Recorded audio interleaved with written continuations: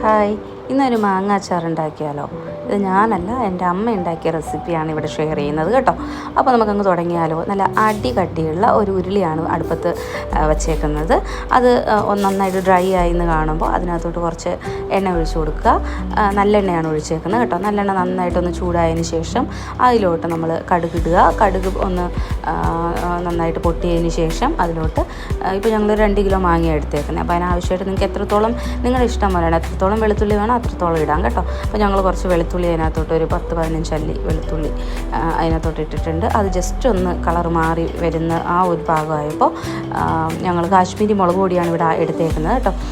എരിവ് വേണ്ടവർക്ക് എരിവുള്ള മുളക് പൊടിയും ഇടാം. അപ്പോൾ കാശ്മീരി മുളക് പൊടി ഒരു 2.5 ടീസ്പൂൺ ഇട്ടിട്ടുണ്ട്. എന്നിട്ട് നന്നായിട്ട് മിക്സ് ചെയ്യുക. അപ്പം ഇതിനൊക്കെ മുന്നേ വേറൊരു കാര്യം പറയാനുണ്ട്. തീ എപ്പോഴും കുറച്ച് വേണം, നമുക്ക് ലോ ഫ്ലെയിമിൽ വേണം ഇരിക്കുക, അല്ലെങ്കിൽ ഈ ഇടുന്ന പൊടികളൊക്കെ കരിഞ്ഞു പോകാനുള്ള ചാൻസ് ഉണ്ട്. അപ്പം ഇതേ മുളക് പൊടി ആഡ് ചെയ്തതിന് ശേഷം നന്നായിട്ട് മിക്സ് ചെയ്തിട്ടുണ്ട്. അതിലോട്ട് ഉലുവ ആഡ് ചെയ്തിട്ടുണ്ട്. ഉലുവപ്പൊടി, പൊടിച്ച ഉലുവ, പൊടിച്ച് വറുത്ത ഉലുവയാണ് അതിനോട്ട് ആഡ് ചെയ്തേക്കുന്നത്.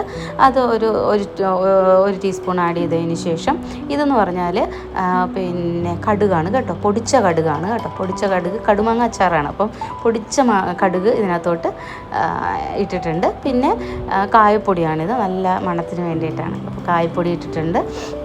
എന്നിട്ട് വീണ്ടും മിക്സ് ചെയ്യുക. നന്നായിട്ട് മിക്സ് ചെയ്തതിന് ശേഷം ആവശ്യത്തിനുള്ള ഉപ്പ്. അപ്പം ഒരു പൊട്ടിക്ക് ഉപ്പ് കൂടുതലായിരിക്കും നമ്മൾ ഇടേണ്ടത്, മാങ്ങയിൽ ഇച്ചിരി പിടിക്കാനുണ്ട്.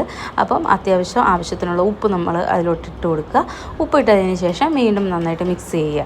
മിക്സ് ചെയ്തതിന് ശേഷം അടുത്ത് ഇതിനകത്തോട്ട് നമുക്ക് ആഡ് ചെയ്യേണ്ടത് വിനാഗിരിയാണ്. അപ്പം ഇച്ചിരി പുളിപ്പ് കുറവാണ് മാങ്ങയ്ക്ക്, പിന്നെ മാങ്ങ കേട് കൂടാതിരിക്കാനൊക്കെ വിനാഗിരി നല്ലതാണ്. അപ്പോൾ വിനാഗിരിയും കൂടെ ഒഴിച്ചതിന് ശേഷം ഇത് നന്നായിട്ട് മിക്സ് ചെയ്യുക. മിക്സ് ചെയ്തതിന് ശേഷം തീ അങ്ങ് ഓഫ് ചെയ്യുക.